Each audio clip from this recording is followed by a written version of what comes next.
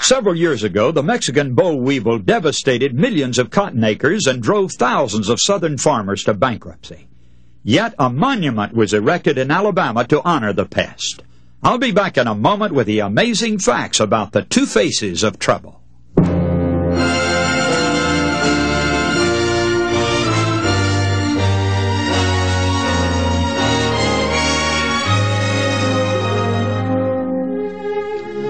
Hello, this is Joe Cruz and the Amazing Facts broadcast, facts which affect you. Have you ever noticed how great men rise up in times of crisis to accomplish special tasks far beyond the call of duty? From the very beginning of history, God raised up mighty leaders to bring His people out of darkness. Often these leaders would arise from obscurity to accomplish their work very quickly and then sort of pass off the scene of action. But the man was always needed, and God always prepared him by special power to perform His work. In the call of Elijah the Tishbite, we find such an obscure prophet. This man seemed to rise swiftly from some unknown origin. He came on the stage when Israel was in great trouble. The wicked King Ahab and his queen Jezebel had led the people of Israel into sun worship. Paganism had been brought in to supplant the worship of the true God. And during those times of backsliding and apostasy, God called this unlearned mountaineer Elijah to be His spokesman. He filled that man with the courage of a lion and gave him a message of judgment for Ahab and his wicked pagan wife. Elijah boldly walked into the throne room of the palace and delivered his message that there would be no rain or dew for 3.5 years. I'm sure, friends, there was not much polish about his presentation of that message either. He must have spoken very bluntly and then turned and walked out abruptly. After leaving the palace of Ahab, Elijah made his way out into the wilderness. God directed him there to live in a cave, you remember, by the side of a certain brook. The brook was named Zarephath. And in spite of the fact that Ahab's soldiers were searching for Elijah, he was hidden and protected in that quiet desert place. And the wonderful thing is that God provided for His prophet during that time of the drought. We have a wonderful picture there of Elijah being fed every day by ravens who brought food to him. God worked a miracle every morning to keep Elijah supplied with food and water. I want us to study the providence of God, friends, and this experience today. Elijah was walking in the very center of the divine will of God. And as long as he did that, there was no lack at all for anything. God even worked miracles to supply his needs. Let me tell you that the God of Elijah still lives today. God has always provided. He always will provide for those who serve Him. You remember how Abraham toiled up the slopes of Mount Moriah, and how his son Isaac asked that question, "Father, where is the lamb for the sacrifice?" And Abraham said, "God will provide a sacrifice." Now, friends, it may test our faith, but if we'll be faithful to Him and hold His hand, there will never be any real lack in the life. So Elijah lived there by the brook Cherith, very happy, very contented during those years of famine. But friends, something happened right in the midst of those years that must have been quite shocking and upsetting to the prophet. The brook dried up. Now perhaps he first wondered just what it was all about and why it had happened. Let's notice the Bible account of it now in 1 Kings 17, 7-9. And it came to pass after a while that the brook dried up, because there had been no rain in the land.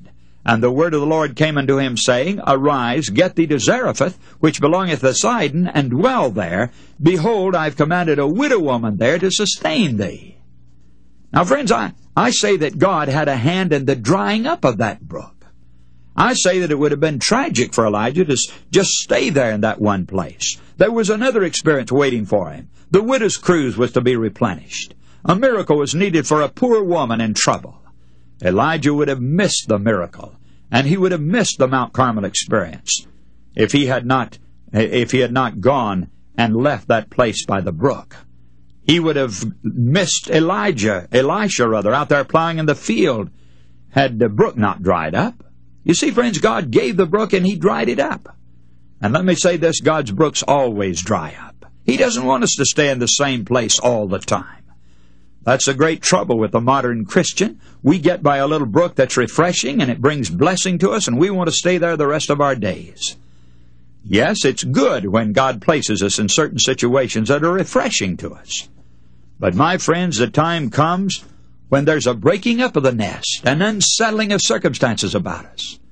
I don't think Elijah was backsliding because this thing happened. I rather think that he was growing spiritually. He went on to something even greater and more wonderful than he'd ever known before. Some people have been sitting in the same place for many, many years. The same brook of their life has been flowing peacefully and quietly. They've been satisfied with the good things God has given to them. But friends, God has wanted to move them out into some other areas where they might do more good. The lesson for us here is that it looked as though Elijah might starve, but God was really opening the door to something greater. God closed Zarephath before he revealed Zarephath. Now I can just imagine Elijah waking up in the morning and looking down on those dry rocks. And then there was no raven either to bring his food that morning. What a test that must have been for him as he waited. He didn't know what had happened. He didn't understand why this thing was taking place. But as he waited, it says, the word of the Lord came to him, telling him to make that long journey up to the coast of Sidon where he was to meet that widow. Well, when he came there, the poor woman was gathering sticks to make a last meal with the last bit of oil she had. Elijah asked her to make the food and give it to him. Now, I'm sure that seemed to be a very strange and unreasonable request for anybody to make. But Elijah knew that if God had dried up one brook, he was perfectly able to open up another one for this poor widow. So he made his request. She hesitated for a moment and then went to obey. And probably that was the most unreasonable thing that she had ever done in her life. And yet somehow she was impelled to go ahead and honor that request. She dipped down in the barrel for that last little bit of meal, and then she dipped down again and again and again, and she did the same thing with the oil, and friends, there was no end. It lasted, and it lasted for many, many days. It did not run out or dry up. It lasted, in fact, until the rains came and she was able to find food again. Well, now God leads, you see, from one experience to another, from one brook to another. As long as we stay in the center of His will, there will always be provision made. Our whole life will be under His plan and direction. There will be many surprises, of course, as new brooks open up. Some of them may appear to be mistakes for a while. And then, just like the brook of Cherith dried up, it may seem that God has forsaken us, that we've been left to perish. But faith will soon discover an open door to enter, and there will be another experience ahead. Do you remember as a child reading the story of Joseph for the first time? I can still remember how emotionally upset I got. I read about Joseph going down into Egypt as a slave. And he was a happy, carefree boy, and his life seemed to roll along like a happy brook. But suddenly the brook dried up, and he was taken to Egypt. Now, friends, I say it was far better that it did dry up.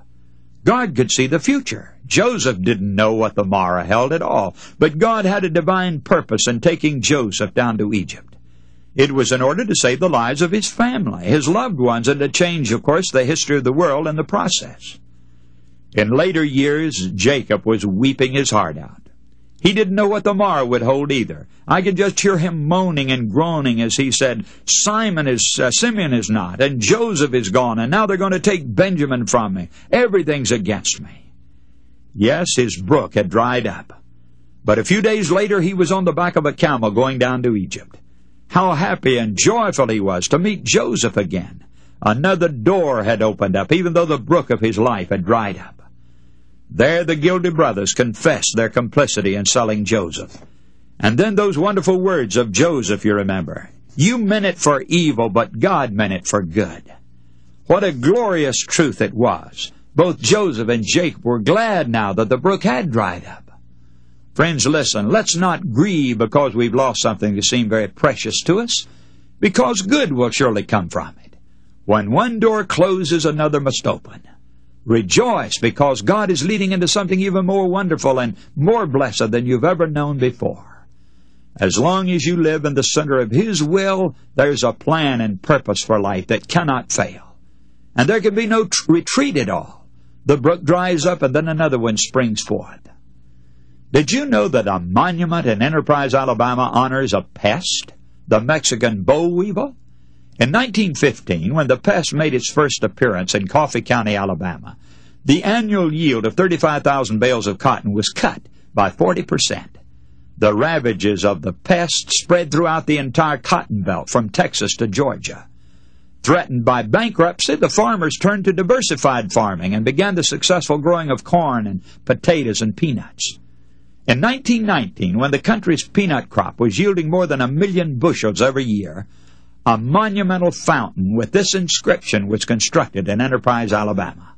In profound appreciation of the boll weevil and what it has done as the herald of prosperity, this monument was erected by the citizens of Enterprise, Coffee County, Alabama.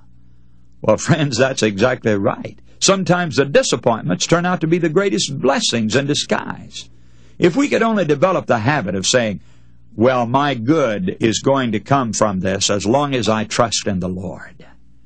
Yeah, if we say that, friends, nothing really happens by chance. God overrules and directs and measures out to us what's best. I'm afraid we often limit God by the way we act. We act as though He's exhausted His power on us. Listen, the Lord has great things in store. There are 1,000 ways to guide and lead us that we know nothing about. We should never settle down content that we've finally achieved all that God wants us to have or all that He wants us to be. The greatest of blessings may be waiting just around the corner for us. And don't think that God has deserted you when the brook of your life seems to dry up. He's merely wanting you to move on up higher. Then troubles come and your dreams seem shattered. It's really not for ill. Look for something good. All things work together for good to those that love the Lord.